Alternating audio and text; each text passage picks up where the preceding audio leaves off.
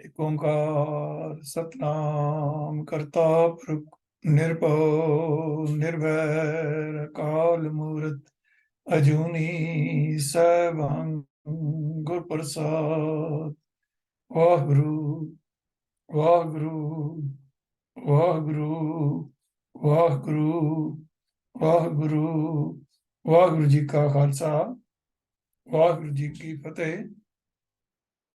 Sikh missionary college Ludhiana और Gurmat education mission ਦੀ ਸਾਂਝੀ ਗੁਰਮਤ class ਵਿੱਚ ਜੁੜ ਬੈਠੇ ਵੀਰ ਔਰ ਭੈਣਾਂ ਨੂੰ ਜੀ ਆਇਆਂ ਕਹਿੰਦਾ ਹੋਇਆ ਮੈਂ ਅੱਜ ਦੇ ਵਿਸ਼ੇ ਨੂੰ ਆਰੰਭ ਕਰਨ ਦੀ ਆਪ ਪਾਸੋਂ ਦੋ ਹੱਥ ਜੋੜ ਕੇ ਅਸੀਸ ਮੰਗਦਾ ਹਾਂ। ਅੱਜ ਦਾ ਜੋ ਫਾਰਮੈਟ ਹੈ, ਜਿਵੇਂ ਵੀਰ ਜੀ ਨੇ ਆਪ ਜੀ ਨੂੰ ਦੱਸਿਆ ਹੀ ਹੈ, ਉਹ ਇੱਕ ਤਰੀਕੇ ਦਾ ਇੰਟਰੈਕਟਿਵ ਸੈਸ਼ਨ ਵੀ ਹੋਏਗਾ ਔਰ ਕੁਝ ਸਵਾਲ ਜੋ ਮੈਂ ਆਪ ਜੀ ਨਾਲ ਸਾਂਝੇ ਕਰਨ ਦਾ ਯਤਨ ਕਰਾਂਗਾ ਔਰ ਉਸ ਦੇ ਉੱਪਰ ਆਪ ਜੀ ਦੀ ਅਗਰ ਕੋਈ ਰਾਏ ਹੋਏਗੀ ਤਾਂ ਆਪ ਇਸ ਸੈਸ਼ਨ ਦੇ ਅਖੀਰ ਦੇ ਉੱਪਰ ਜਾ ਕਰਕੇ ਹੈਂਡ ਰੇਸ ਕਰਕੇ ਆਪਣਾ ਸਵਾਲ ਦੀ ਕਲੈਰੀਫਿਕੇਸ਼ਨ ਲੈ ਸਕਦੇ ਹੋ।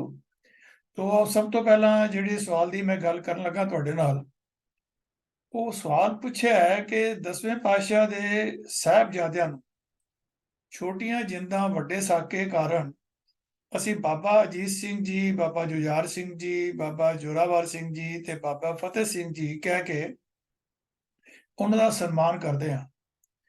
ਪਰ ਬਾਬਾ ਜਿਸੇ ਰਾਮ ਰਾਏ ਅਤੇ ਧੀਰ ਮਲ ਤੇ ਜਿਹੜੇ ਪ੍ਰਿਥੀ ਚੰਦ ਨੇ, ਉਹਨਾਂ ਨੇ ਗੁਰੂ ਸਾਹਿਬ ਤੇ ਗੁਰੂ ਘਰ ਲਈ ਹਮੇਸ਼ਾ ਹੀ ਸਾਜ਼ਿਸ਼ਾਂ ਕੀਤੀਆਂ ਔਰ ਵਿਰੋਧ ਕੀਤਾ ਤੇ ਈਵਨ ਗੁਰੂ ਸਾਹਿਬ ਨੂੰ ਤਸੀਹੇ ਦੇਣ ਦੇ ਵਿੱਚ ਵੀ ਉਹਨਾਂ ਦਾ ਕਾਫੀ ਰੋਲ ਰਿਹਾ ਹੈ। ਤੋ ਉਹਨਾਂ ਵਿੱਚੋਂ ਬਾਬਾ ਰਾਮ ਰਾਏ ਅਤੇ ਬਾਬਾ ਧੀਰ ਮਲ ਲਈ ਔਰ ਬਾਬਾ ਪ੍ਰਿਥੀ ਚੰਦ ਲਈ ਅਸੀਂ ਬਾਬਾ ਸ਼ਬਦ ਦੀ ਵਰਤੋਂ ਕਿਉਂ ਕਰਦੇ ਹਾਂ? ਇਹ ਸਵਾਲ ਸਰਦਾਰ ਅਜੀਤ ਸਿੰਘ ਜੀ ਨੇ ਯੂਪੀ ਤੋਂ ਪੁੱਛਿਆ ਹੈ। ਤੇ ਆਓ ਇਸ ਸਵਾਲ ਨੂੰ ਥੋੜਾ ਜਿਹਾ ਅਸੀਂ ਐਨਾਲਾਈਜ਼ ਕਰੀਏ ਕਿ ਜੋ ਬਾਬਾ ਲਫ਼ਜ਼ ਹੈ, ਆਖਰ ਬਾਬਾ ਲਫ਼ਜ਼ ਕਿੱਥੋਂ ਆਇਆ? ਬਾਬਾ ਸ਼ਬਦ ਫਾਰਸੀ ਭਾਸ਼ਾ ਦਾ ਸ਼ਬਦ ਹੈ ਅਤੇ ਪੁਰਾਤਨ ਸਮਿਆਂ ਤੋਂ ਹੀ ਵਰਤਿਆ ਜਾਂਦਾ ਹੈ। ਬਾਬਾ ਸ਼ਬਦ ਦੇ ਅਰਥ ਪਿਤਾ, ਦਾਦਾ ਆਦਿ ਕੀਤੇ ਜਾਂਦੇ ਹਨ, ਵਡੇਰੇ ਵੀ ਕੀਤਾ ਜਾਂਦਾ ਹੈ। ਈਰਾਨ ਆਦਿ ਦੇਸ਼ਾਂ ਵਿੱਚ ਜਿਹੜੇ ਸੂਫੀ ਹੁੰਦੇ ਸਨ, ਧਾਰਮਿਕ ਗੁਰੂ ਹੁੰਦੇ ਸਨ, ਉਹਨਾਂ ਲਈ ਵੀ ਇਹ ਸਤਿਕਾਰਵਾਚਕ ਸ਼ਬਦ ਦੇ ਤੌਰ ਤੇ ਵਰਤਿਆ ਜਾਂਦਾ ਹੈ। ਸੂਫੀਆਂ ਦੇ ਜਦੋਂ ਹਿੰਦੁਸਤਾਨ ਨਾਲ ਇਹ ਆਏ ਸੂਫੀ, ਤੇ ਇਹ ਸ਼ਬਦ ਬਾਬਾ ਵੀ ਉਹਨਾਂ ਦੇ ਨਾਲ ਹੀ ਹਿੰਦੁਸਤਾਨ ਦੇ ਕਲਚਰ ਦੇ ਵਿੱਚ ਘੁਲ ਮਿਲ ਗਿਆ।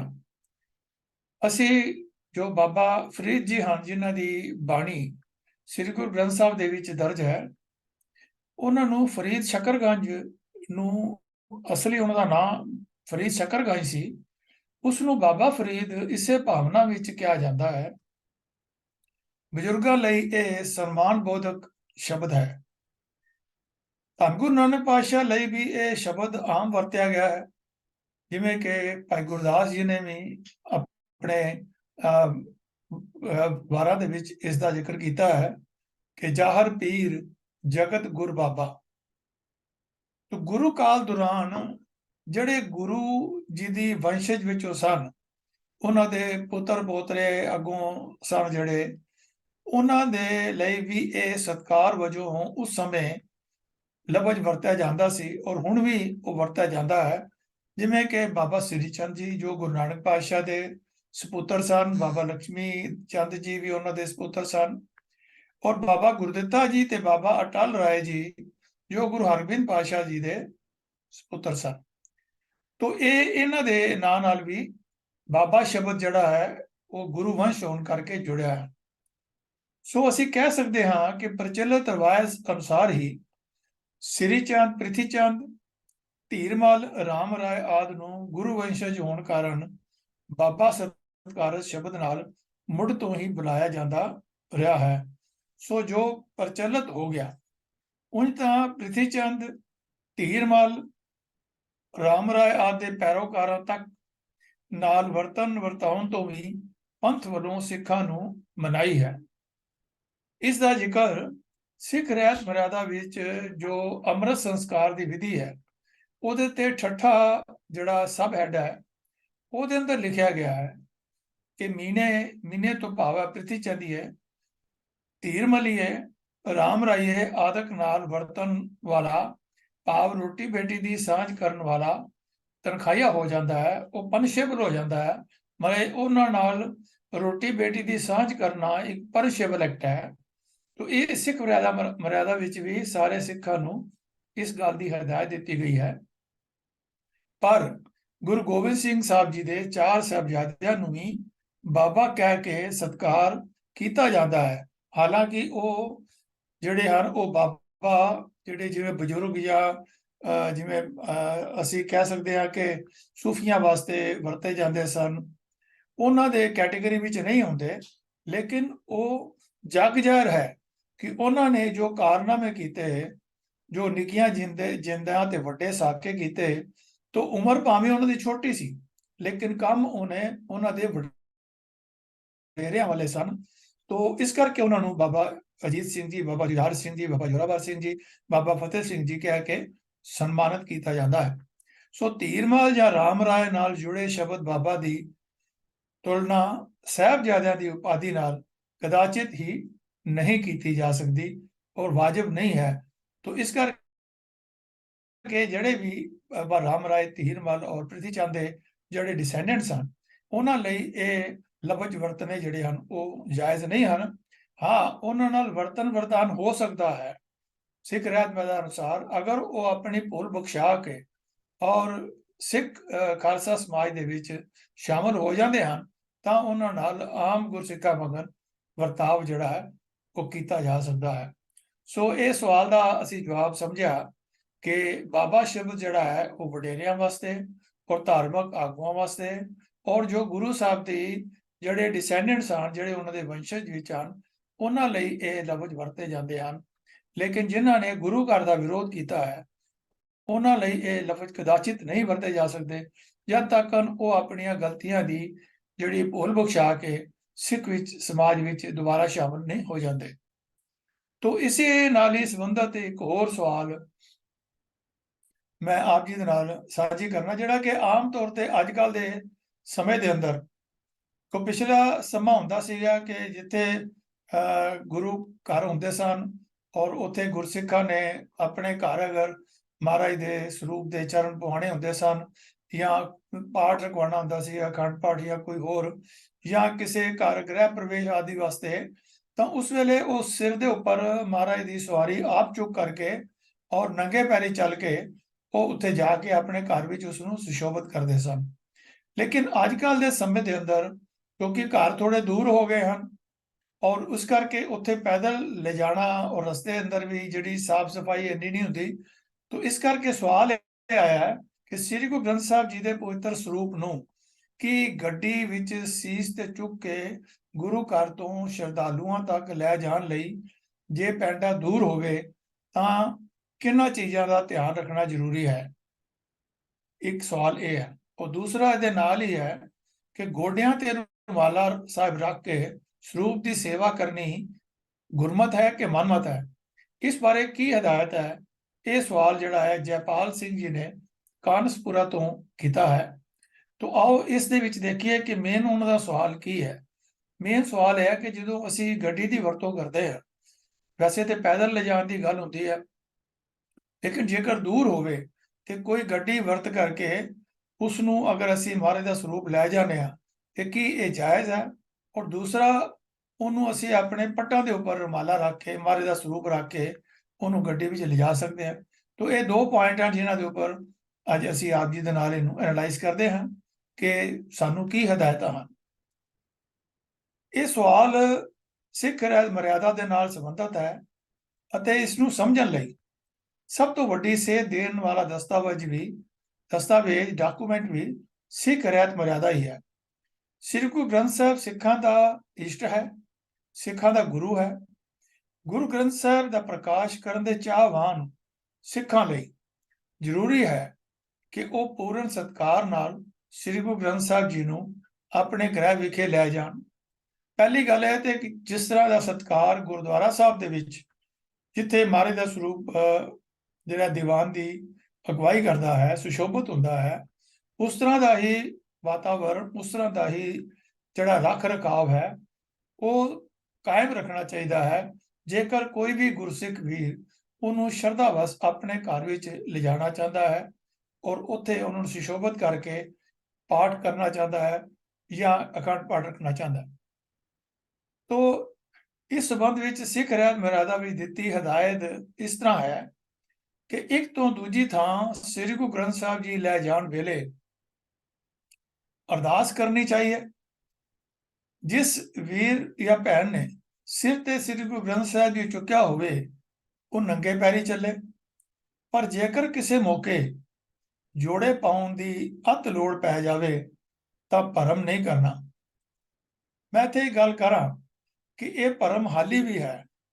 ਇੱਥੋਂ ਤੱਕ ਕਿ ਜਿਹੜੇ ਪੰਜ ਪਿਆਰੇ ਸਾਹਿਬਾਨ ਜਿਹੜੇ ਨਗਰ ਕੀਰਤਨ ਦੇ ਵਿੱਚ ਚੱਲਦੇ ਹਨ, ਜਿਨ੍ਹਾਂ ਨੇ ਹੱਥ ਵਿੱਚ ਨਿਸ਼ਾਨ ਸਾਹਿਬ ਪਕੜੇ ਹੁੰਦੇ ਨੇ ਜਾਂ ਕਿਰਪਾਨਾਂ ਪਕੜੀਆਂ ਹੁੰਦੀਆਂ ਨੇ, ਉਹ ਜਦੋਂ ਚੱਲਦੇ ਹਨ ਤਾਂ ਉਹ ਇਸ ਗੱਲ ਦੇ ਉੱਪਰ ਦ੍ਰਿੜਤਾ ਦਿਖਾਉਂਦੇ ਹਨ ਕਿ ਅਸੀਂ ਨੰਗੇ ਪੈਰੀ ਚੱਲਣਾ ਹੈ। ਲੇਕਿਨ ਹੁਣ ਕਿਉਂਕਿ ਪੈਂਡੇ ਦੂਰ ਹੋ ਗਏ ਔਰ ਰਸਤੇ ਵੀ ਜਿਹੜੀਆਂ ਸੜਕਾਂ ਨੇ ਉਹ ਵੀ ਕੋਈ ਇੰਨੀਆਂ ਵਧੀਆ ਨਹੀਂ ਹੁੰਦੀਆਂ, ਤੇ ਅੱਜ ਕੱਲ੍ਹ ਫਿਰ ਉਹਨਾਂ ਨੂੰ ਜੋੜੇ ਜਿਹੜੇ ਹਨ ਉਹ ਦਿੱਤੇ ਜਾਂਦੇ ਹਨ ਪਾਉਣ ਵਾਸਤੇ। ਲੇਕਿਨ ਬਹੁਤੇ ਜਿਹੜੇ ਪੰਜ ਪਿਆਰੇ ਸਿੰਘ ਸੱਜੇ ਹੁੰਦੇ ਹਨ ਉਹ ਹਾਲੀ ਵੀ ਨੰਗੇ ਪੈਰ ਚੱਲਣ ਦੇ ਵਾਸਤੇ ਜਿਹੜੇ ਹਨ ਆਪਣੀ ਜਿੱਦ ਕਰਦੇ ਹਨ। ਤੋ ਇੱਥੇ ਸਿੱਖ ਰਹਿਤ ਮਰਿਆਦਾ ਵਿੱਚ ਲਿਖਿਆ ਹੈ, ਪਰ ਜੇਕਰ ਕਿਸੇ ਮੌਕੇ ਜੋੜੇ ਪਾਉਣ ਦੀ ਅਤ ਲੋੜ ਪੈ ਜਾਵੇ ਤਾਂ ਭਰਮ ਨਹੀਂ ਕਰਨਾ, ਜੋੜੇ ਪਾ ਲੈਣੇ ਹਨ। ਤੋ ਜੋੜੇ ਪਾਉਣ ਨਾਲ ਗੁਰੂ ਗ੍ਰੰਥ ਸਾਹਿਬ ਜੀ ਦਾ ਕੋਈ ਸਤਿਕਾਰ ਜਿਹੜਾ ਹੈ ਉਹ ਘਟਦਾ ਨਹੀਂ ਹੈ, ਲੇਕਿਨ ਜਿਹੜਾ ਮਹਾਰਾਜ ਦੀ ਸਰੂਪ ਲੈ ਕਰਕੇ ਚੱਲ ਰਿਹਾ ਹੈ ਉਸ ਨੂੰ ਜ਼ਰੂਰ ਸੁਖੈਨ ਹੋ ਜਾਏਗਾ ਕਿ ਉਹ ਬਿਨਾਂ ਆਪਣੇ ਪੈਰ ਨੂੰ ਕੋਈ ਹੱਡ ਕੀਤੇ ਜਾਂ ਚੋਟ ਪਵਾਏ ਉਹ ਬਿਲਕੁਲ ਆਰਾਮ ਦੇ ਨਾਲ ਜਿਸ ਜਗ੍ਹਾ ਤੇ ਪਹੁੰਚਣਾ ਹੈ ਉੱਥੇ ਪਹੁੰਚ ਜਾਏ।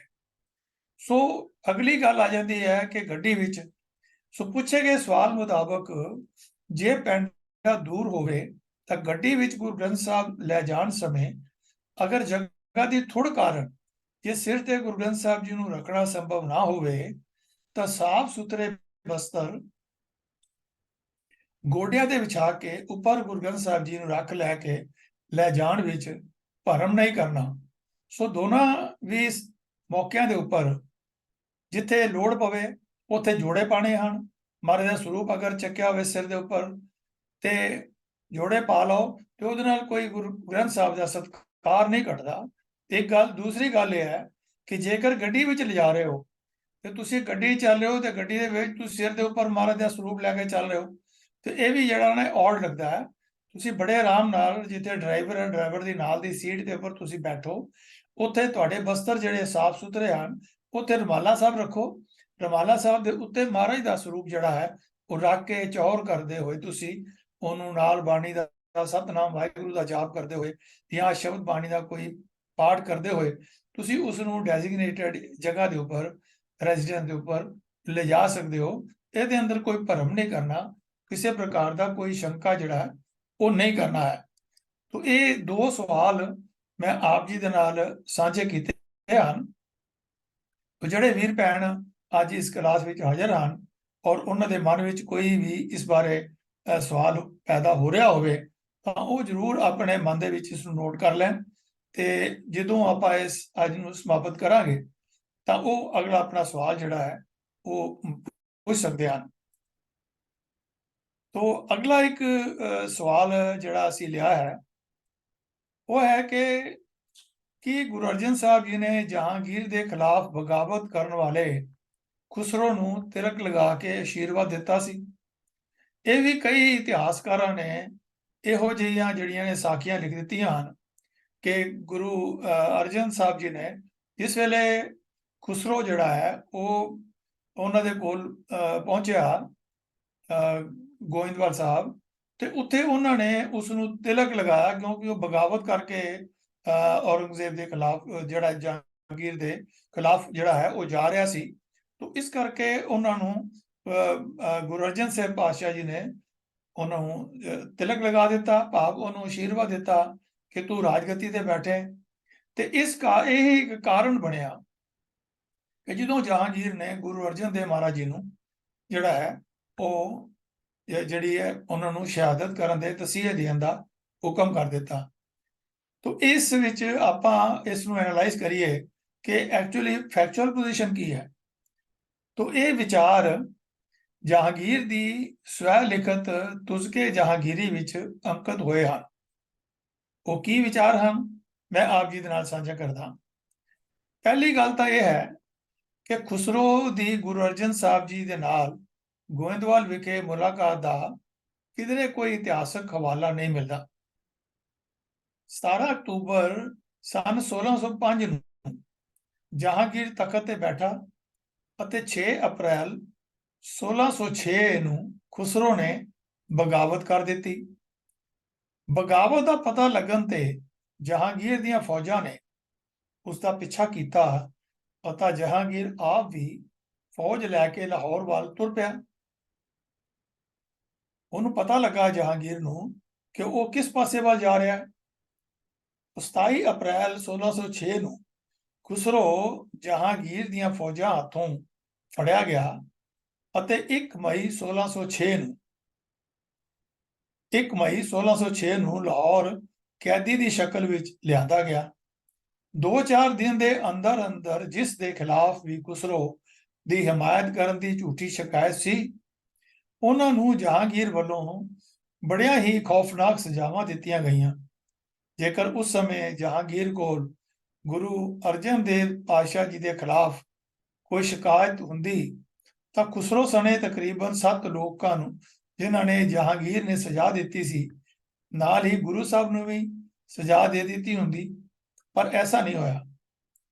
ਦਰਅਸਲ ਮੌਕੇ ਦਾ ਫਾਇਦਾ ਉਠਾਉਂਦੇ ਹੋਏ ਕੱਟੜ ਮੁਤਸਬੀ ਮੁਸਲਮਾਨਾਂ ਜਿਵੇਂ ਸ਼ੇਖ ਅਹਿਮਦ ਸਰਹੱਦੀ ਤੇ ਸ਼ੇਖ ਫਰੀਦ ਬੁਖਾਰੀ ਆਦਿ ਨੇ ਇੱਕ ਕੰਸਪੀਰੇਸੀ ਕਰਕੇ ਗੁਰੂ ਸਾਹਿਬ ਵੱਲੋਂ ਗੋਇੰਦਵਾਲ ਸਾਹਿਬ ਵਿਖੇ ਬਾਗੀ ਖੁਸਰੋ ਦੀ ਹਮਾਇਤ ਕਰਨ ਅਤੇ ਅਸ਼ੀਰਵਾਦ ਦੇਣ ਅਤੇ ਤਿਲਕ ਲਾਉਣ ਵਾਲੀ ਇੱਕ ਨਿਰਮੂਲ ਤੇ ਫਰਜ਼ੀ ਸ਼ਿਕਾਇਤ ਜਹਾਂਗੀਰ ਕੋਲ ਪੇਸ਼ ਕੀਤੀ, ਜਿਸ ਦੀ ਭੜਕਾਟ ਵਿੱਚ ਜਹਾਂਗੀਰ ਨੇ ਗੁਰੂ ਸਾਹਿਬ ਨੂੰ ਕਸ਼ਟ ਦੇ ਕੇ ਸ਼ਹੀਦ ਕਰਨ ਦੀ ਸਜ਼ਾ ਸੁਣਾਈ।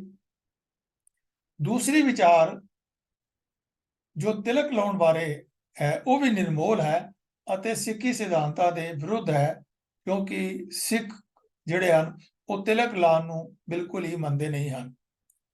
ਜਹਾਂਗੀਰ ਤੋਂ ਪਹਿਲਾਂ ਵੀ ਮੁਗਲ ਬਾਦਸ਼ਾਹ ਗੁਰੂ ਦਰਬਾਰਾਂ ਵਿੱਚ ਆਉਂਦੇ ਰਹੇ ਹਨ, ਜਿਨ੍ਹਾਂ ਵਿੱਚੋਂ ਹਮਾਯੂੰ ਗੁਰੂ ਅੰਗਦ ਦੇਵ ਮਹਾਰਾਜ ਦੇ ਸਮੇਂ 'ਚ ਆਇਆ ਅਤੇ ਅਕਬਰ ਗੁਰੂ ਅਮਰਦਾਸ ਮਹਾਰਾਜ ਦੇ ਸਮੇਂ ਦੇ ਅੰਦਰ ਗੋਇੰਦਵਾਲ ਸਾਹਿਬ ਵਿਖੇ ਆਇਆ। ਇਹਨਾਂ ਦੋਨੋਂ ਹੀ ਸਮਿਆਂ ਦੇ ਉੱਤੇ ਕਿਤੇ ਕੋਈ ਇਤਿਹਾਸਕ ਹਵਾਲਾ ਜਾਂ ਇਸ਼ਾਰਾ ਨਹੀਂ ਮਿਲਦਾ ਕਿ ਸਤਿਗੁਰੂ ਨੇ ਇਹਨਾਂ ਵਿੱਚੋਂ ਕਿਸੇ ਬਾਦਸ਼ਾਹ, ਨਵਾਬ, ਰਾਜੇ, ਮਹਾਰਾਜੇ ਜਾਂ ਅਮੀਰ ਵਜ਼ੀਰ ਨੂੰ ਕਦੇ ਕਿਸੇ ਕਿਸਮ ਦਾ ਅਸ਼ੀਰਵਾਦ ਦਿੱਤਾ ਹੋਵੇ, ਰਾਜ ਗੱਦੀ ਪ੍ਰਾਪਤ ਕਰਨ ਦਾ ਜਾਂ ਤਿਲਕ ਲਗਾਇਆ ਹੋਵੇ। ਸਪਸ਼ਟ ਹੈ ਕਿ ਇਹ ਇੱਕ ਸਾਜ਼ਿਸ਼ ਭਰੀ ਝੂਠੀ ਸ਼ਿਕਾਇਤ ਜਾਂ ਚੁਗਲੀ ਕਰਕੇ ਜਹਾਂਗੀਰ ਨੂੰ ਕੱਟੜਪੰਥੀਆਂ ਵੱਲੋਂ ਗੁਰੂ ਸਾਹਿਬ ਵਿਰੁੱਧ ਭੜਕਾਇਆ ਅਤੇ ਉਕਸਾਇਆ ਗਿਆ, ਤਾਂ ਕਿ ਗੁਰੂ ਸਾਹਿਬ ਨੂੰ ਵੀ ਖੁਸਰੋ ਦੀ ਹਮਾਇਤ ਵਾਲੇ ਇਸ ਝੂਠੇ ਇਲਜ਼ਾਮ ਰਾਹੀਂ ਤਸੀਹੇ ਦੇ ਕੇ ਸ਼ਹੀਦ ਕਰਵਾ ਦਿੱਤਾ ਜਾਏ।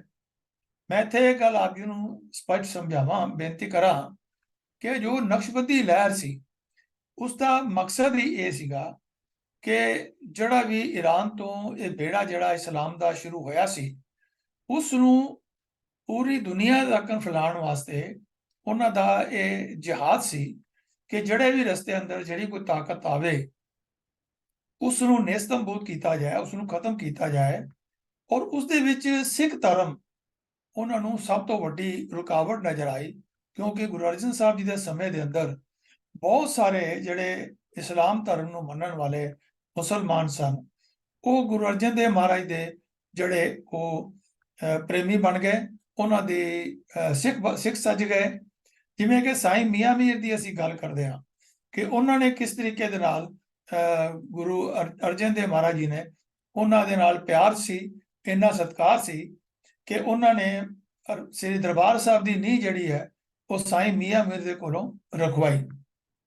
ਤੋ ਇਸ ਤਰ੍ਹਾਂ ਹੋਰ ਵੀ ਕਈ ਮੁਸਲਮਾਨ ਔਰ ਹਿੰਦੂ ਜਿਹੜੇ ਹਨ ਉਹ ਵੀ ਕਿਉਂਕਿ ਮੁਸਲਮਾਨ ਚਾਹੁੰਦੇ ਸਨ ਕਿ ਅਸੀਂ ਹਿੰਦੂਆਂ ਦੇ ਉੱਪਰ ਪ੍ਰੈਸ਼ਰ ਪਾ ਕਰਕੇ, ਜਿਵੇਂ ਔਰੰਗਜ਼ੇਬ ਨੇ ਅੱਗੇ ਜਾ ਕੇ ਕਸ਼ਮੀਰੀ ਬ੍ਰਾਹਮਣਾਂ ਦੇ ਉੱਪਰ ਅਤਿਆਚਾਰ ਕੀਤੇ ਤੇ ਸਵਾ ਮਨ ਉਹਨਾਂ ਦੇ ਜਨੇਊ ਲਾ ਕੇ ਤੇ ਉਹਨਾਂ ਨੂੰ ਇਸਲਾਮ ਦੇ ਵਿੱਚ ਲਿਆਉਣ ਦੀ ਤਲਵਾਰ ਦੀ ਜ਼ੋਰ ਦੇ ਨਾਲ ਕੋਸ਼ਿਸ਼ ਕੀਤੀ। ਲੇਕਿਨ ਗੁਰੂ ਤੇਗ ਬਹਾਦਰ ਸਾਹਿਬ ਨੇ ਆਪਣੀ ਸ਼ਹਾਦਤ ਦੇ ਕੇ ਉਸ ਨੂੰ ਠੱਲ ਪਾਈ। ਲੇਕਿਨ ਉਹਨਾਂ ਦਾ ਮਕਸਦ ਇਹ ਹੀ ਸੀਗਾ ਕਿ ਕਿਸੇ ਤਰੀਕੇ ਦੇ ਨਾਲ ਵੀ ਉਹ ਇਸ ਨੂੰ ਇਸਲਾਮ ਨੂੰ ਅੱਗੇ ਤੋਰਨ ਤੇ ਰਸਤੇ ਵਿੱਚ ਜਿਹੜੀ ਵੀ ਰੁਕਾਵਟ ਬਣੇ ਉਸ ਨੂੰ ਉਹ ਜ਼ੋਰ ਜ਼ਬਰ ਦੇ ਨਾਲ, ਤਲਵਾਰ ਦੇ ਜ਼ੋਰ ਦੇ ਨਾਲ ਉਸ ਨੂੰ ਰਸਤੇ ਚੋਂ ਹਟਾ ਦੇ। ਤੋ ਇਹ ਉਹਨਾਂ ਦਾ ਇੱਕ ਪਾਲਿਸੀ ਸੀ ਜਿਹਦੇ ਵਿੱਚ ਸ਼ੇਖ ਅਹਿਮਦ ਸਰਹੱਦੀ ਔਰ ਸ਼ੇਖ ਫਰੀਦ ਬੁਖਾਰੀ ਜਿਹੜੇ ਸਨ, ਇਹਨਾਂ ਨੇ ਜਹਾਂਗੀਰ ਦਾ ਜਿਹੜਾ ਹੈ ਇਸਤੇਮਾਲ ਕੀਤਾ ਆਪਣੀ ਜਿਹੜਾ ਏਜੰਡਾ ਸੀ ਉਸ ਨੂੰ ਅੱਗੇ ਤੋਰਨ ਵਾਸਤੇ। ਔਰ ਮੈਂ ਇੱਥੇ ਵੀ ਬੇਨਤੀ ਕਰ ਦਿਆਂ ਕਿ ਇਹ ਜਿਸ ਵੇਲੇ ਜਹਾਂਗੀਰ ਛੋਟਾ ਹੀ ਸੀ, ਜਿਸ ਵੇਲੇ ਰਾਜਗੱਦੀ ਤੇ ਬੈਠਾ ਸੀ, ਤੇ ਇਸ ਨੂੰ ਆਪਣੇ ਇਸ ਪ੍ਰੋਗਰਾਮ ਬਾਰੇ ਕਿ ਦੁਨੀਆ ਦੇ ਵਿੱਚ ਅਸੀਂ ਇਸਲਾਮ ਫੈਲਾਣਾ ਹੈ, ਉਹ ਉਸ ਨੂੰ ਛੋਟੇ ਹੁੰਦੇ ਹੀ ਰਾਜਗੱਦੀ ਤੇ ਬੈਠ ਗਿਆ। ਲੇਕਿਨ ਉਹਨੂੰ ਰਾਜਗੱਦੀ ਦਾ ਕੋਈ ਉਹਨੂੰ ਐਕਸਪੀਰੀਅੰਸ ਨਹੀਂ ਸੀ, ਨਾ ਹੀ ਉਹਦੀ ਐਸੀ ਸੋਚ ਸਮਝ ਸੀ ਕਿ ਉਹ ਰਾਜ ਧਰਮ ਨੂੰ ਸਮਝ ਸਕਦਾ। ਤੇ ਸ਼ੇਖ ਅਹਿਮਦ ਸਰਹੱਦੀ ਔਰ ਸ਼ੇਖ ਫਰੀਦ ਬੁਖਾਰੀ ਨੇ ਆਪਣੀਆਂ ਉਹਦੇ ਕੰਨਾਂ ਦੇ ਵਿੱਚ ਗੱਲਾਂ ਪਾ ਕੇ ਉਸ ਨੂੰ ਇੱਕ ਕੱਟੜ ਮੁਸਲਮਾਨ ਦੇ ਤੌਰ ਦੇ ਉੱਪਰ ਬਣਾਉਣ ਦੀ ਭਰਪੂਰ ਕੋਸ਼ਿਸ਼ ਕੀਤੀ। ਔਰ ਉਹਦਾ ਹੀ ਰਿਜ਼ਲਟ ਸੀਗਾ ਕਿ ਜਿਸ ਵੇਲੇ ਗੁਰੂ ਅਰਜਨ ਦੇਵ ਜੀ ਦੇ ਖਿਲਾਫ ਇਹਨਾਂ ਦੋਨਾਂ ਬੰਦਿਆਂ ਨੇ ਇਹ ਕੰਸਪੀਰੇਸੀ ਘੜੀ, ਸਾਜ਼ਿਸ਼ ਕੀਤੀ, ਤੇ ਉਹ ਔਰ ਜਿਹੜਾ ਜਹਾਂਗੀਰ ਸੀ ਉਹ ਇਸ ਨੂੰ ਇਹਦੇ ਚੰਗੇ ਤਰੀਕੇ ਨਾਲ ਇਸ ਨੂੰ ਪੋਲੀਟੀਕਲੀ ਸਮਝ ਨਹੀਂ ਸਕਿਆ। ਰਾਜਨੀਤਿਕ ਰਾਜ ਧਰਮ ਦੀ ਸਮਝ ਨਾ ਹੋਣ ਕਾਰਨ ਉਹ ਉਹਨਾਂ ਦੇ ਝਾਂਸੇ ਵਿੱਚ ਆ ਗਿਆ ਤੇ ਉਹਨੇ ਗੁਰੂ ਅਰਜਨ ਦੇਵ ਮਹਾਰਾਜ ਨੂੰ ਸ਼ਹੀਦ ਕਰਨ ਦਾ ਜਿਹੜਾ ਹੈ ਤਸੀਹੇ ਦੇ ਕਰਕੇ ਹੁਕਮ ਕਰ ਦਿੱਤਾ। ਔਰ ਇਹ ਵੀ ਕਹਿਤਾ ਕਿ ਉਹਨਾਂ ਨੂੰ ਸ਼ਹੀਦ ਕਰਨ ਤੋਂ ਬਾਅਦ ਗੁਰੂ ਅਰਜਨ ਦੇਵ ਜੀ ਦਾ ਜਿਹੜਾ ਪਰਿਵਾਰ ਹੈ ਉਸ ਨੂੰ ਵੀ ਕੈਦ ਕਰ ਲਿਆ ਜਾਏ ਤੇ ਉਹਨਾਂ ਦਾ ਜਿਹੜਾ ਸਾਜੋ ਸਮਾਨ ਹੈ ਉਸ ਨੂੰ ਵੀ ਜਿਹੜਾ ਹੈ ਉਹ ਆਪਣੇ ਕਬਜ਼ੇ ਵਿੱਚ ਕਰ ਲਿਆ ਜਾਏ। तो स्पष्ट है कि एक साजिश भरी झूठी शिकायत ਜਾਂ ਚੁਗਲੀ ਕਰਕੇ ਜਹਾਂਗੀਰ ਨੂੰ ਕੱਟੜਪੰਥੀਆਂ ਵੱਲੋਂ ਗੁਰੂ ਅਰਜਨ ਸਾਹਿਬ ਜੀ ਵਿਰੁੱਧ ਭੜਕਾਇਆ ਅਤੇ ਉਕਸਾਇਆ ਗਿਆ ਤਾਂ ਕਿ ਗੁਰੂ ਸਾਹਿਬ ਨੂੰ ਵੀ ਖੁਸਰੋ ਦੀ ਹਮਾਇਤ ਵਾਲੇ ਇਸ ਝੂਠੇ ਇਲਜ਼ਾਮ ਰਾਹੀਂ ਤਸੀਹੇ ਦੇ ਕੇ ਸ਼ਹੀਦ ਕਰਵਾ ਦਿੱਤਾ ਜਾਏ। ਜਹਾਂਗੀਰ ਨੇ ਇਹ ਲਿਖਤ ਇਹਨਾਂ ਨਿਰਮੂਲ ਸ਼ਿਕਾਇਤਾਂ ਦੇ ਆਧਾਰ ਤੇ ਹੀ ਆਪਣੀ ਪੁਸਤਕ ਤੁਜ਼ਕ-ਈ ਜਹਾਂਗੀਰ ਵਿੱਚ ਕੀਤੀ ਤੇ ਅੰਕਿਤ ਕੀਤੀ ਹੈ ਅਤੇ ਗੁਰੂ ਸਾਹਿਬ ਨੂੰ ਤਸੀਹੇ ਦੇ ਕੇ ਸ਼ਹੀਦ ਕਰਨ ਦੀ ਜੋ ਸਜ਼ਾ ਸੁਣਾਈ ਹੈ ਉਹਦੇ ਪਿੱਛੇ ਵੀ ਇਹ ਨਕਸ਼ਬੰਦੀ ਲਹਿਰੀ ਹੈ। तो इस सवाल ਵਿੱਚੋਂ ਅਸੀਂ ਇਹ ਸਮਝਿਆ ਕਿ ਜਹਾਂਗੀਰ ਜਿਹੜਾ ਹੈ ਉਹ ਕੰਨਾਂ ਦਾ ਕੱਚਾ ਸੀ, ਉਸ ਨੂੰ ਰਾਜ ਧਰਮ ਦਾ ਕੋਈ ਸਮਝ ਨਹੀਂ ਸੀ ਤੇ ਉਸ ਵੇਲੇ ਜੋ ਨਕਸ਼ਬੰਦੀ ਲਹਿਰ ਚੱਲ ਰਹੀ ਸੀਗੀ ਉਸ ਨੇ ਇਹ ਮਹਿਸੂਸ ਕੀਤਾ ਕਿ ਕਈ ਮੁਸਲਮਾਨ ਔਰ ਹਿੰਦੂ ਜਿਹੜੇ ਸਨ ਉਹ ਗੁਰੂ ਅਰਜਨ ਦੇਵ ਮਹਾਰਾਜ ਦੇ ਜੋ ਸਿੱਖਿਆਵਾਂ ਸਨ ਉਹਨਾਂ ਦੇ ਅਨੁਸਾਰ ਚੱਲ ਕੇ ਉਹਨਾਂ ਦੇ ਪ੍ਰੇਮੀ ਬਣ ਰਹੇ ਸਨ, ਸਿੱਖ ਸੱਜ ਰਹੇ ਸਨ। ਔਰ ਮੈਂ ਸਮਝਦਾ ਹਾਂ ਕਿ ਸਭ ਤੋਂ ਵੱਡੀ ਜਿਹੜਾ ਇਹ ਵੀ ਕਾਰਨ ਸੀ ਕਿ ਸ੍ਰੀ ਗੁਰੂ ਗ੍ਰੰਥ ਸਾਹਿਬ ਮਹਾਰਾਜ ਦਾ ਜਿਹੜਾ ਪੀੜ ਸਾਹਿਬ ਤਿਆਰ ਕਰਾਈ, ਪੋਥੀ ਸਾਹਿਬ ਤਿਆਰ ਕਰਾਈ ਔਰ ਫਿਰ ਉਸਦਾ ਸ੍ਰੀ ਹਰਮੰਦਰ ਸਾਹਿਬ ਦੇ ਅੰਦਰ ਜਿਹੜਾ ਉਸਦਾ ਪ੍ਰਕਾਸ਼ ਕਰ ਦਿੱਤਾ ਔਰ ਕਹਿ ਦਿੱਤਾ ਵੀ ਇੱਥੇ ਖੁੱਲ੍ਹ ਹੈ, ਖੱਤਰੀ ਬ੍ਰਾਹਮਣ ਸ਼ੂਦ ਵੈਸ਼ ਉਪਦੇਸ਼ ਚੋਂ ਵਰਨਾ ਕੋ ਸਾਂਝਾ ਹੈ। ਕੋਈ ਵੀ ਆ ਜਾਵੇ, ਕੋਈ ਹਿੰਦੂ ਆ ਜਾਏ, ਮੁਸਲਮਾਨ ਆ ਜਾਵੇ, ਕਿਸੇ ਨੂੰ ਕਿਸੇ ਕਿਸਮ ਦੀ ਕੋਈ ਰੁਕਾਵਟ ਨਹੀਂ ਹੈ। ਖੁੱਲੇ ਸਾਂਝੇ ਤੌਰ ਦੇ ਉੱਪਰ ਲੰਗਰ ਛਕਾਇਆ ਜਾਂਦਾ ਸੀਗਾ, ਖੁੱਲੇ ਤੌਰ ਦੇ ਉੱਪਰ ਸਾਰੇ ਮਿਲ ਕੇ ਇਸ਼ਨਾਨ ਕਰਦੇ ਸਨ, ਬੌਲੀਆਂ ਵਿੱਚ ਇਸ਼ਨਾਨ ਕਰਦੇ ਸਨ, ਖੂਹ ਲਗਵਾਏ ਗਏ ਸਨ। तो ਇਹ ਸਾਰੀਆਂ ਚੀਜ਼ਾਂ ਜੋ ਨਕਸ਼ਬੰਦੀ ਲਹਿਰ ਨੇ ਇਸ ਵਿੱਚ ਆਪਣੀ ਰੁਕਾਵਟ ਸਮਝੀ ਆਪਣੇ ਇਸਲਾਮ ਧਰਮ ਨੂੰ ਅੱਗੇ ਤੋਰਨ ਵਾਸਤੇ ਤੇ ਕੰਨਾਂ ਦੇ ਕੱਚੇ ਜਹਾਂਗੀਰ ਨੂੰ ਉਹਨਾਂ ਨੇ ਇਸ ਸਾਜ਼ਿਸ਼ ਦੇ ਵਿੱਚ ਸ਼ਾਮਲ ਕਰ ਲਿਆ ਤੇ ਇਸ ਤਰ੍ਹਾਂ ਗੁਰੂ ਮਹਾਰਾਜ ਦੀ ਜਿਹੜੀ ਹੈ ਉਹ ਸ਼ਹਾਦਤ ਹੋਈ। ਔਰ ਇਹ ਇੱਕ ਪੱਕਾ ਝੂਠ ਸੀ ਨਿਰਾ ਕਿ ਜਹਾਂਗੀਰ ਦੇ ਖਿਲਾਫ ਬਗਾਵਤ ਕਰਨ ਵਾਲੇ ਖੁਸਰੋ ਨੂੰ ਗੁਰੂ ਅਰਜਨ ਸਾਹਿਬ ਮਹਾਰਾਜ ਨੇ ਜਿਹੜਾ ਹੈ ਉਹ ਜਿਹੜੀ ਹੈ ਗੋਇੰਦਵਾਲ ਸਾਹਿਬ ਵਿਖੇ ਉਸ ਨੂੰ ਤਿਲਕ ਦਿੱਤਾ ਜਾਂ ਉਸ ਨੂੰ ਆਸ਼ੀਰਵਾਦ ਦਿੱਤਾ। तो एक सवाल और है आप जी दे नाल साझा करना। वो पूछे सरदार दर्शन सिंह जी ने रांची तो कि गुरु अर्जन देव साहब जी की शहादत तो बाद भी गुरु हरगोबिंद साहब अते उन्हां दा परिवार ਕਿੱਥੇ ਚਲੇ ਗਏ ਸਨ ਅਤੇ ਕਿਉਂ? ਇਹ ਬੜਾ ਇੰਪੋਰਟੈਂਟ ਕੁਐਸਚਨ ਹੈ, ਕਿਉਂਕਿ ਇਹ ਅਸੀਂ ਸਾਰੇ ਜਾਣਦੇ ਹਾਂ ਕਿ ਜਿਸ ਵੇਲੇ ਗੁਰੂ ਹਰਗੋਬਿੰਦ ਪਾਤਸ਼ਾਹ ਜੀ ਦਰਬਾਰ ਸਾਹਿਬ ਤੋਂ ਗਏ ਹਨ, ਤਾਂ ਉਸ ਤੋਂ ਪਿੱਛੇ ਜਿਹੜਾ ਹੈ ਉਹ ਸੋਢੀਆਂ ਨੇ, ਜਿਹੜੇ ਉਹਨਾਂ ਨੇ ਕਬਜ਼ਾ ਆਪਣਾ ਕਰ ਲਿਆ ਸੀ, ਧੀਰ ਮੱਲੀਆਂ ਨੇ ਕਬਜ਼ਾ ਕਰ ਲਿਆ। ਪ੍ਰਿਥੀ ਚੰਦ ਉਸ ਵੇਲੇ ਸਨ, ਤੇ ਉਹਨਾਂ ਦੇ ਚੇਲੇ ਜਿਹੜੇ ਸਨ ਮਿਹਰਬਾਨ ਸਨ। तो ये सारिਆਂ ने मिल करके दरबार साहब के उपर पिछों कब्जा कर लिया। तो इतों तक कि जो गुरु तेग बहादुर साहब जी दरबार साहब दर्शन करन आए, तो वो इन्हां दे डिसेंडेंट्स ने मेहरबान और धीर मालिया दे, उन्होंने वो दरबार साहब के दरवाजे ही कुआड़ ही बंद कर दिते, तो उन्होंने अंदर जान की इजाजत नहीं दी। तो गुरु साहब जी उत्थे थड़ा साहब से बैठ करके ही वापस आ गए। तो ये उस समय की गल है। तो इसके पीछे जो कारण हैं वो कितने चले गए तो क्यों चले गए, इस दे बारे आपां थोड़ा एनालाइज करिए कि बादशाह जहांगीर ने गुरु अर्जन साहब जी नूं शहीद करन बारे जो हुक्म लिखिया सी, जिहदा असीं हुणे तुसीं कि जहांगीर दा भी जिक्र कीता है कि गुरु अर्जन साहब जी दे घर घाट अते बच्चिआं नूं मुर्तज़ा खान दे हवाले कीता जावे अते उन्हां दा माल असबाब जब्त कर लिया जाए। तो बादशाह के इस हुक्म ते भावें अमल नहीं किया गया कि उन्होंने जिहड़े घर घाट के बच्चों को मुर्तज़ा खान के हवाले नहीं किया गया और माल सबाब भी जब्त नहीं किया गया, फिर भी सिख संगतां दा विचार सी कि गुरु अर्जन साहब महाराज की शहादत तो बाद जो गुरु परिवार कुछ समय लिए अमृतसर साहब तो दूर चले जावे, क्योंकि जहांगीर दे पल पल बदलते सुभाव का कुछ पता नहीं है। असी ये भी जानते हैं कि कुछ समय बाद ही जिस वेले असली जिहड़ी गुरु घर की शख्सियत है या गुरु घर का जो प्रोग्राम सी प्रचार है, उसकी जो जहांगीर नूं पता लगती है साईं मियाँ मीर दे राही और उसकी अपनी पत्नी दे राही नूर जहां दे राही, तो वह अपनी गलती का एहसास करता है और फिर वो गुरु हरगोबिंद पातशाह के नाल मित्रता भी करता है। लेकिन उस समय अंदर यह ठीक समझा गया कि परिवार, क्योंकि जहांगीर के पल पल बदलते सुभाव का कुछ पता नहीं सी, इसलिए यह परिवार जिहड़ा है गुरु परिवार अमृतसर साहब तो थोड़ा दूर चला जाए।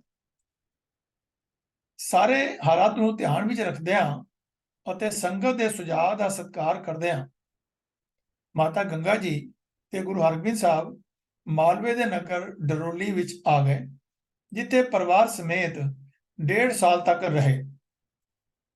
ये वो पीरियड सी जिस पीरियड दे विच मेहरबान ते जिहड़े बाकी सन उन्होंने इत्थे धीर मलिया ने और इन्होंने जिहड़े हैं वो कब्जे कीते आ गए। और इत्थे दी इस यही समा सी जिस वेले इत्थे मर्यादा भी जिहड़ी है वो भंग हुई और दरबार साहब के अंदर मन मर्जियां भी हुई।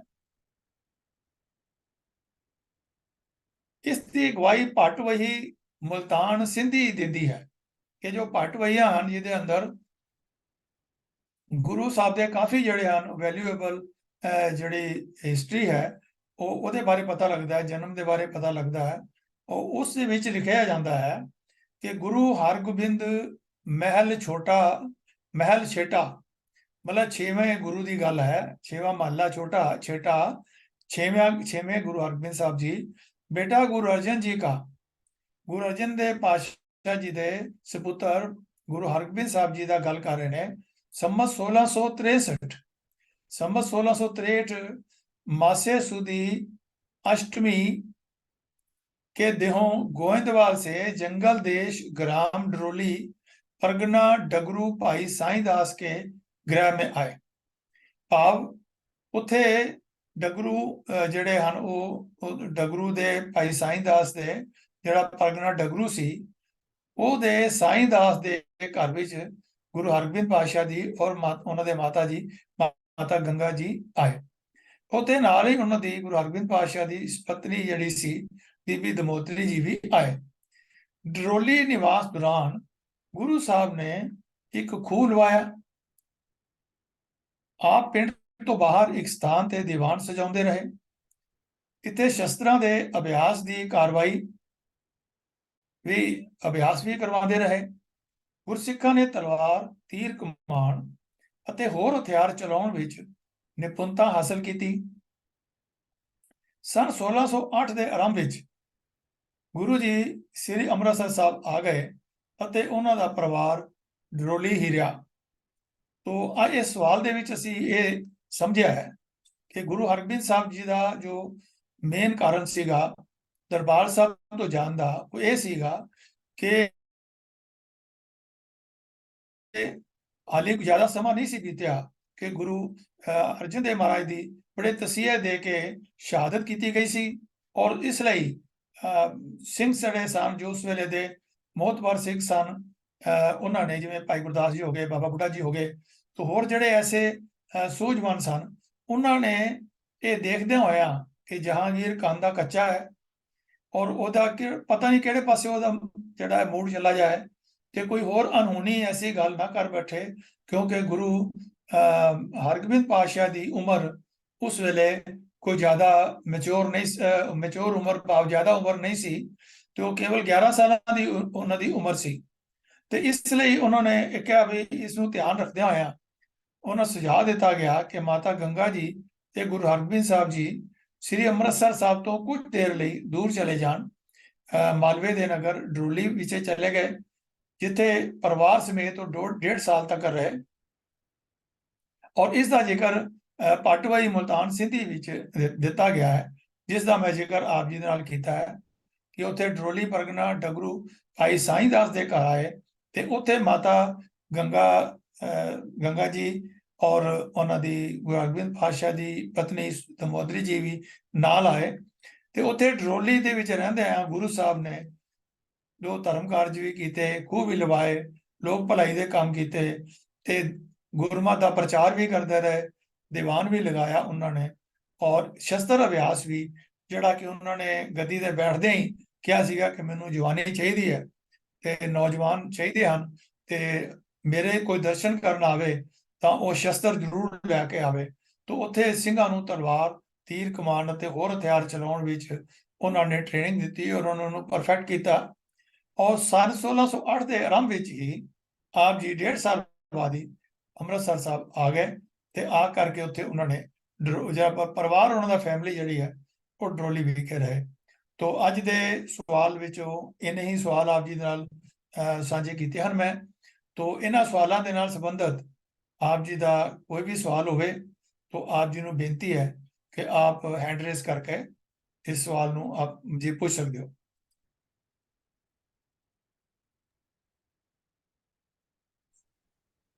हाँ जी हरप्रीत सिंह जी।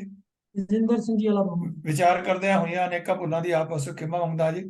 ਵਾਹਿਗੁਰੂ ਜੀ ਕਾ ਖਾਲਸਾ ਵਾਹਿਗੁਰੂ ਜੀ ਕੀ ਫਤਿਹ। ਵਾਹਿਗੁਰੂ ਜੀ ਕਾ ਖਾਲਸਾ ਵਾਹਿਗੁਰੂ ਜੀ ਕੀ ਫਤਿਹ। ਵੀ ਜੀ ਮੇਰਾ ਸਿਰਫ ਜਿਹੜਾ ਸਵਾਲ ਹੈਗਾ, ਜਿਹੜਾ ਤੁਸੀਂ ਗੁਰੂ ਗ੍ਰੰਥ ਸਾਹਿਬ ਨੂੰ ਲਿਜਾਣ ਦਾ ਗੱਲਬਾਤ ਕੀਤੀ ਸੀ, ਮੇਰੀ ਆਪਣੀ ਪਰਸਨਲ ਕਹਿ ਲਓ ਕਿ ਇਹਨਾਂ ਨਾਲ ਕੀ ਹੈ ਬੇਨਤੀ ਹੈ ਕਿ ਇੰਨੀਆਂ ਰਿਸਟ੍ਰਿਕਸ਼ਨਾਂ ਨਾ ਲਾ ਦਿਓ